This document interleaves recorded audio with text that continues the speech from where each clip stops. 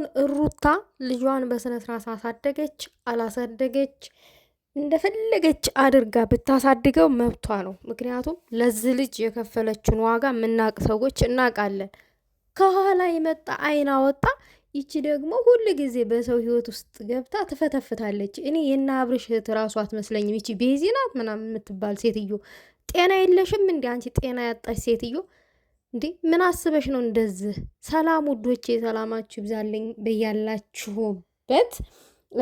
ቪዲዮ ላይክ ሼር አድርጉልኝ። እግዚአብሔር ነው የምላችሁ። እንደው በጣም ስለተበሳጩ ነው። ሩታ እርጉዝ ሆና አንድ ቀን እንኳን መዝናኛ ቦታ ተወስዳ አታውቅም። ልጇን ራሷ አርግዛ ራሷ ናት የወለደች ናት። እና አሁን ላይ መጥተው ልጁ በስነ ስርዓት ይደግ አያቶቹ ጋር ማደግ አለበት ምናምን ነገር እያለች እህቴ ተብዬዋ መጣች።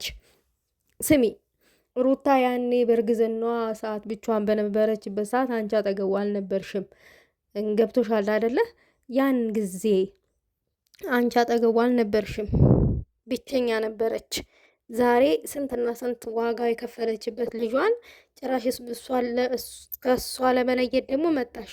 ይሄ ዳርዳር ግን ያው አብርሽ ከሄርሜላ ጋር እንዲቀጥል አንቺ ከእነሱ ማለት ሩታ ሙሉ ለሙሉ ከአብርሽ ህይወት እንድትወጣ የምታረጊው ጥረት ነው።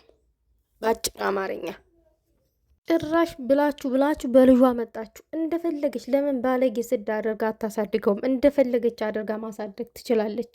ምክንያቱም ዋጋ የከፈለች እሷና እሷ ብቻ ናት። ማንም ለዚህ ልጅ ዋጋ አልከፈለም።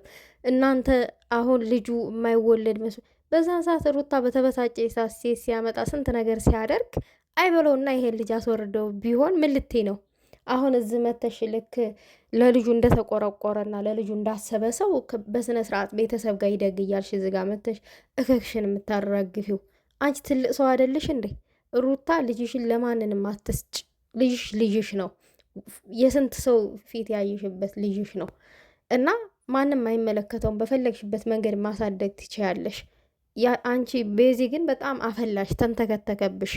በጣም ነው ያፈላሽ። የምር ይደብራል እንደዚህ በእውነት እውነቱን እንናገር ከተባለ በጣም ይደብራል።